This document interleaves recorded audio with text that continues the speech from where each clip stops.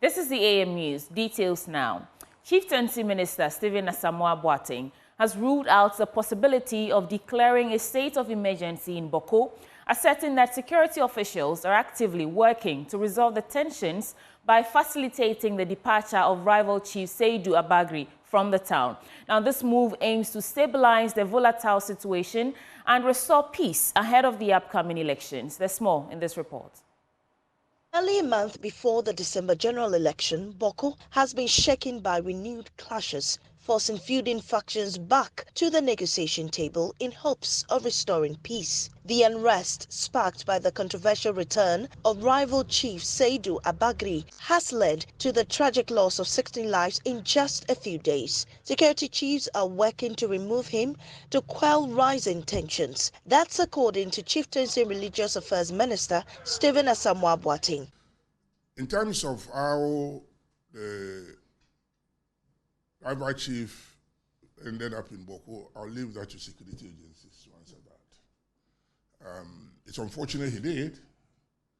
It's something that we have to find answers to and also to try and deal with it, because his very presence is creating the problems.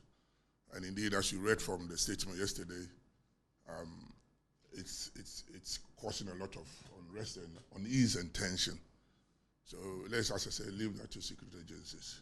The government has also enhanced security in Bawku, increasing police and military presence and initiating a strict curfew to curb further violence. The government yesterday released a press statement that declared a curfew in the Bawku area due to the substantial threat to public safety and security. Government is guided by its responsibility to protect lives and property, and above all, to enforce law and order to restore normalcy as quickly as possible. The Chieftaincy Minister Stephen Asamoah-Boateng also disclosed that eminent chiefs led by Asantehene Otufuo-Saitutu II are mediating between the factions who are currently cooperating. But from the role of the key personalities who are helping to resolve, indeed, you recall that the government has requested Otumfuo the Asantehene to take sole responsibility in terms of negotiating and discussing and bringing this whole thing to some amicable solution. And he's been doing that. It's not just because of this incident. I know he's called them severally to Malaysia. I know he's in touch. And indeed, just recently, for the past 3 or 4 days, we have been talking to him and he's talking to them, and indeed that is going down well. There's also the race against time to end the negotiations before the elections. We cannot afford a long dragging out of this conflict into the election period. Don't forget that election itself brings tension anyway, and so you don't want to add the Bawku matter to it, so we better deal with it quickly. Don't also forget that we also have the little matter of our northern border. It's not a little matter, it's a big matter, but that's also something we keep an eye on. So you don't want Bawku matter to drag for too long. And both factions are aware of this. They're aware of the election implications. They're aware of the attempt by the jihadists in the Burkina Faso end. So when we talk to them, they're all conscious of the sanctity of our boundaries and our borders. Mr. Asamoah-Boateng once again appealed directly to the youth in Bawku, imploring them to abstain from provocative actions to support the peace process.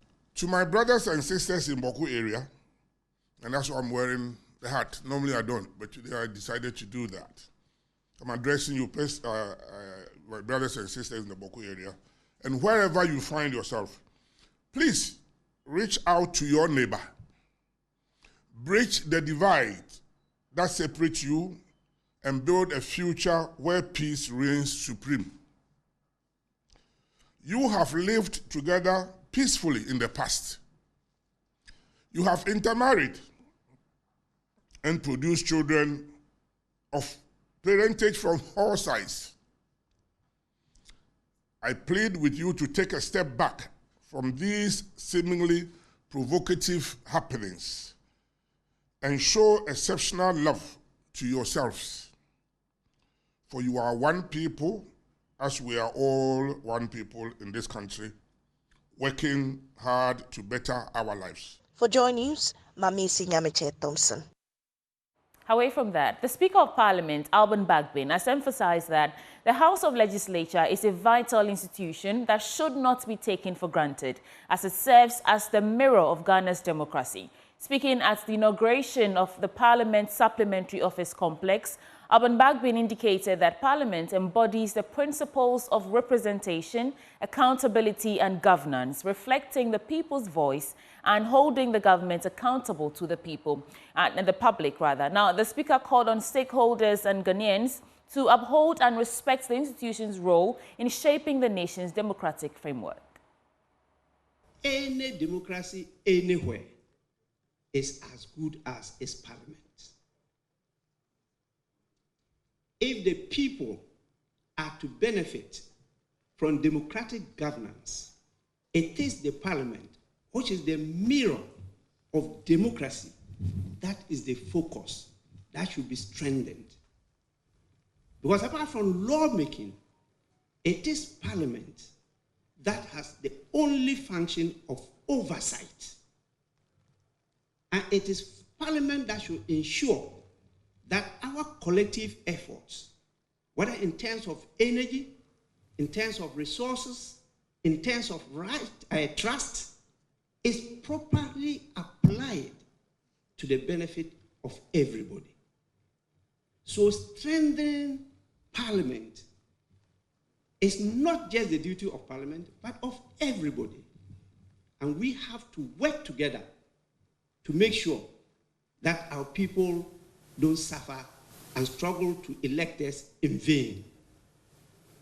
And so what we're doing here is towards focusing to make sure that the will of the people, which is reposed in Parliament, is not misapplied. Meanwhile, former Majority Leader in Parliament, Abraham Osayeju, has called for a swift resolution of the current impasse between the Judiciary and Parliament after Speaker of the House, Alban Bagbin, through his lawyers, sought the Supreme Court to set aside its order, which said his declaration of 4 seats vacant. Osayeju believes if the standoff between the two arms of government is not resolved amicably, the nation could be heading for a disaster. Everyone is concerned.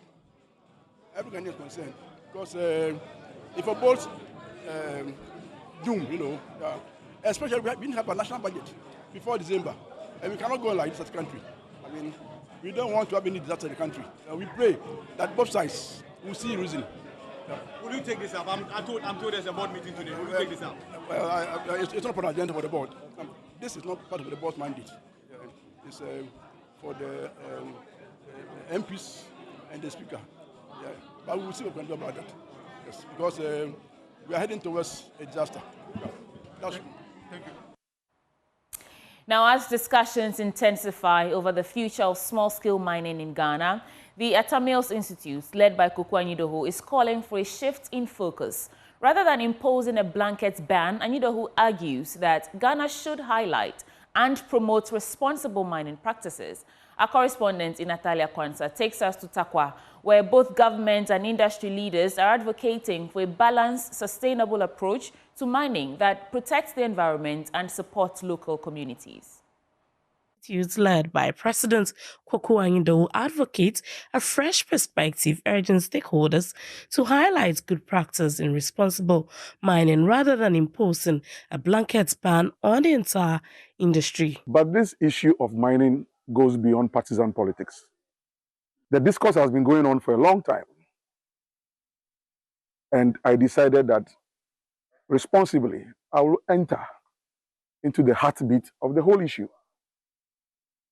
The active participants must have a say and a voice in this discourse. Every profession has professionals. In the same way, you have quacks and fakes in every profession. Unfortunately, many of us have become experts with very little knowledge. And we continue to pollute. We say we are polluting the water bodies. It is true. But the amount of pollution that is taking place on the airwaves is more dangerous than what is happening here in the mining centers. A lot of pollution because of lack of knowledge.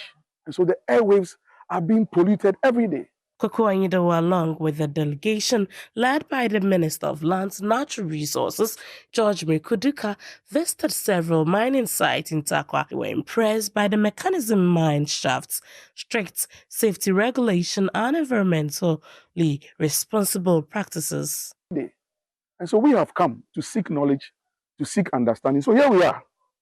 And we are seeing for ourselves that this has got nothing to do with the destruction of water bodies. And I've heard all of you. We are all concerned. Nobody should go and misquote me. We are concerned about the destruction of the water bodies. No two ways about that. But we must do it holistically, comprehensively. If UMAT is developing or has developed something that can help clean up the water, beautiful. But this blanket call that we must take away the licenses of everybody because of those who are destroying, I believe it's not fair. And that is why we're here, to give voice to those of you legitimately working and doing the right thing. But unfortunately, you are caught up in the maze of those who are doing the wrong. George Mikuduka emphasized that discussion around mining should not be clouded by emotions, but rather be rooted in fact. If you put a moratorium on small-scale mining, where will these workers stand in? And those underground, where would they be? So obviously, we need to invest as a country in regularizing the small-scale mining sector that is contributing not less than 8.7 to our GDP. That is significant enough to regularize, to, in a way, cushion the coffers of this country. So it's not a joke to sit somewhere to just comment, because there's a commentary kind of Pandora that is opened. So you also sit and talk. We don't mind in Accra. Come to the field. Come to the field. Move out of Accra. Come to the field. If we are talking of river bodies that are being destroyed, yes, it is true that recalcitrant miners are destroying our river bodies. But how do we also make sure we keep that menace? Is by collective decision. The Sekondi-Takoradi Metropolitan Assembly has taken a decisive step to address climate change impacts within the metropolis by launching the Sustainable Energy Access and Climate Action Plan, known as SECAP. Now, this plan aims to cut greenhouse gas emissions, enhance clean energy access, and build resilience against climate-related risks, all essential components for promoting sustainable development in Sekondi-Takoradi. There's more in this report. The Sekondi-Takoradi Metropolitan Assembly has unveiled a Sustainable Energy Access and Climate Action Plan, SECAP, a strategic initiative targeting climate change challenges within the metropolis. The plan is a collaborative effort between STMA and the Covenant of Mayors in Sub-Saharan Africa. The vision embedded in the SECAP, which sets ambitious targets, for example, 25% of public buildings to generate energy from solar, 15% of homes to be powered by solar energy, and 25% reduction in greenhouse gas by 2050 from both the transportation and building sectors. These goals emphasize equipping people, particularly the youth, with technical capacity in renewable energy while fostering partnerships with the private sector to drive innovation and investment. Metropolitan Chief Executive Abdul Mumin Isa, who led the SECAP launch in Takoradi, highlighted the urgency of tackling climate change, noting the per capita greenhouse gas emission in Sekondi-Takoradi currently stands at 26% of the global average. Having fully recognized the above climate hazards, in Outlook series, the SPMA in October of 2023 signed a groundbreaking agreement with the Covenant of Mayors in the Sub-Saharan Africa to address the climate change impact. Following this, SPMA and COMSA worked with a local consultant, PSS Albania, to conduct a desktop review of all existing climate change data. The research conducted revealed that greenhouse gas emission per person in Sekondi-Takoradi is 26% of the global average. These emissions originate from three main sectors: 56% from stationary sources, 31% from waste, and 13% from transportation. The CCAP launch marks a crucial step in Sekondi-Takoradi's journey towards sustainable development, showcasing power of collaboration in driving meaningful climate action and setting a standard for other cities to follow in addressing climate crisis. In other stories, the Statue of Unity, the world's tallest statue at 182 meters, was built to honor India's first Home Minister, Sardar Patel, for his vital role in India's independence and unification. Constructed in 46 months, the monument has drawn over 100 million visitors in 6 years, creating around 3,000 direct and 7,000 indirect jobs. Joy News Upper West Regional Correspondent Rafiq Salam tells us more in this report. One key figure that plays a significant role in India's independence and unification is Sardar Vallabhbhai Patel. According to the public relations officer of the Statue of Unity, Rahul Patel, the first Home Minister of India, was responsible for uniting all 562 principal states of the country to build the Republic of India. Sardar Vallabhbhai Patel was so much respected at that time that on his words, the kings were ready to donate their territories, and they all helped in forming this one India. So when all the kings, more than 562 princely states who have been merged together, Britishers never thought that all the kings will play such kind of role. A 182-meter statue has therefore been constructed near Kevadia in the state of Gujarat, India, to honor him. The 597-feet statue, christened the Statue of Unity, is the world's tallest statue. Aware of the several statues that has been constructed that bore little resemblance to their original owners, Rahul Patel says the construction of the Statue of Unity is an engineering marvel which perfectly matches the Iron Man of India. And many people in India had seen Vallabhbhai Patel. We have his original photos and videographs also. So it was very easy to compare. So we need to construct it very accurately so that all the features, his eyes, his nose, his ears, hands, fingers, everything should be measurably equal to the weight, to the size of the statue. Beyond the construction of the statue was a dream of Sardar Patel being fulfilled. The people of Gujarat and other neighboring towns used to walk long distances for water. The dream of Sardar Patel was therefore to construct the dam for water.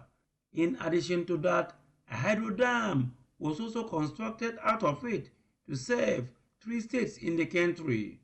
The dam is 163 meters tall and 1,210 meters long. In 2017, on 17 September, the dam got completed, and because of this, more than 10,000 villages of this state are getting drinking water.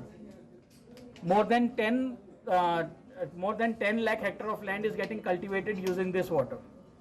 So that's why this river is very important, and we also produce electricity from this dam. 1450 megawatts of electricity, the hydropower electricity, is getting generated from this dam. and the electricity is being distributed between the three states. So, three states. One is Madhya Pradesh, another is Maharashtra, and then Gujarat. And Rajasthan, which is a desert kind of state, again adjoining a neighbor of our state, is getting drinking water. So 4 states benefit from this single dam. So when the dam got completed, our Prime Minister, sir, is giving a tribute to this man that, look, we have completed your dream. The construction of the Statue of Unity started in 2015 and was completed within a space of 46 months. Since its completion in 2018, it has attracted on a yearly basis over 100 million visitors, creating 3,000 and 7,000 direct and indirect jobs respectively. For the people of Gujarat State and by extension India, deep in their hearts, the Statue of Unity is the 8th wonders of the world. Reporting for Joy News, Rafiq Salam, Gujarat, India. Now, Joy Prime's culinary comeback, Big Chef Tertiary, on Sunday saw all 6 tertiary institutions energetically enter the kitchen to embark on the Indomie and Flavor Infusion Challenge. Unfortunately, the episode took a disappointing turn as all schools failed to impress the judges in the kitchen. Lois Sholadeyemi tells us more in this report. Episode 6 of Big Chef Tertiary Season 2 saw all 6 teams walk into the kitchen ready to partake in the Indomie and Flavor Infusion Challenge. The judges gave each team tamarind fruit to infuse in the meals for flavor. Each team had 30 minutes to prepare their starters and main meals. So for your surprise today, you are going to infuse tamarinds in your special Indomie recipe. So you're supposed to use the tamarind in your Indomie. You need to use it as part of your main ingredient. So I'm counting you down from 3, 2, 1. Your time starts now. Get all your ingredients. Remember, you are not going back after this chance, so pick up every ingredient that you may need. Judges shared their expectations for the episode and went round to make sure contestants were abiding by the rules of the kitchen. Time for cooking elapsed and the 6 teams were instructed to plate their meals for tasting. With what they are coming to do with Indomie, we are expecting a lot of creativity, not your usual Indomie way of preparing. So that is what we are looking at. They should just give me something that will blow my mind, not the regular Indomie. I want something very specific. I don't want any confusing flavors. The episode took an unexpected turn as judges shared their disappointment with the meals prepared by the contestants. As a result, the Star School of the Day title was not awarded to any of the remaining 6 teams. This is not, it doesn't even look like food. It doesn't even taste like food. Indomie is like a canvas. You can do so much to it. Why you just cooked it even without the seasoning? What if I don't want the sauce? Because the sauce looked like puke. That's why you want to spit out. Yeah. I don't think the okra was really necessary. If you're going to make it a key point of your food, it should have shown more. Did you taste your food? You did not? Yeah. Okay.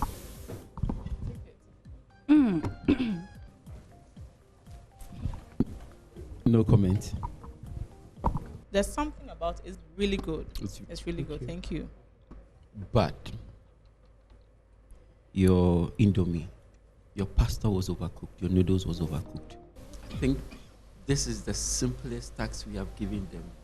But yet, so far, they have all I'm shocked. Honestly, I'm shocked. Judges are very disappointed. I am extremely disappointed because why would you do this?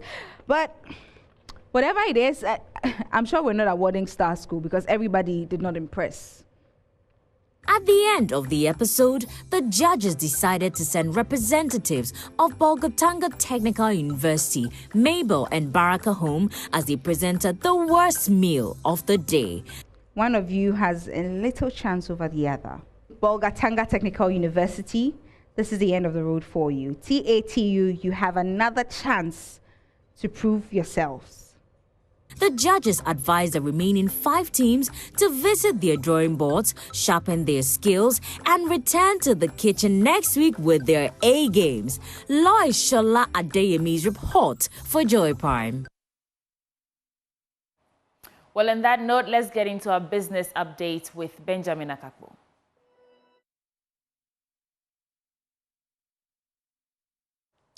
Welcome to Business. In our first story, the Institute of Statistical, Social and Economic Research is kicking against the abolition of the betting tax. ISA warns scrapping the tax could seriously affect Ghana's IMF program. Now, the director of the ISA, that is Professor Peter Quarty, said there should be transparency in the funds mobilized from the tax handle. He was speaking at the launch of the State of the Ghanaian Economy Report and review of the third quarter economic performance.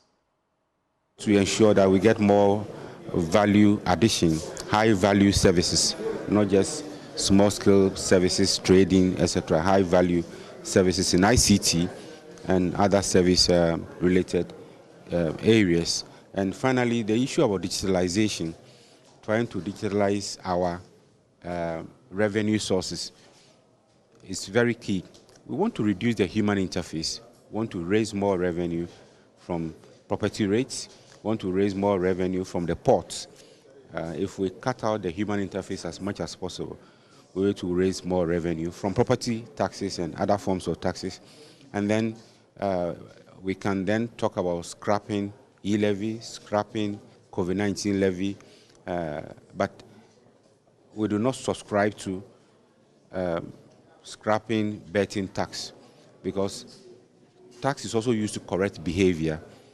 We don't want to turn our youth into betting, where betting becomes a business. Rather, let's tax that sector, use the money to promote jobs, create sustainable jobs that would engage the young people that we turn out from our institutions. Now, the Turkish ambassador to Ghana, Hussein Gungor, has reiterated Turkey's commitment to strengthening its relationship with Ghana and enhancing cooperation in areas of mutual interest. According to him, Turkey is exploring key sectors of Ghana's economy to invest in. He spoke to Joy Business at the Turkish Embassy's microscope donation event at the University of Ghana Medical Sciences Department. We have a flagship scholarship program. There are thousands of students studying in Turkey from all over the world. And in January, the application starts. So it's a competitive process. And last year, over 300 students applied, and 34 of them went to Turkey. Now they are in Turkey. They selected their programs out of more than 200 programs. And as I mentioned, it is artificial intelligence, cybersecurity, medical services, medicine, various engineerings that I didn't hear before, environment, social sciences. That's why I say, I mean, when I see this approach of young minds, and Ghana has every reason to be optimistic about its future, and Turkey is glad to be part of that. That's what I mentioned. So next year, please, to all young people, please apply. It's a very good opportunity, and we will be very happy to engage.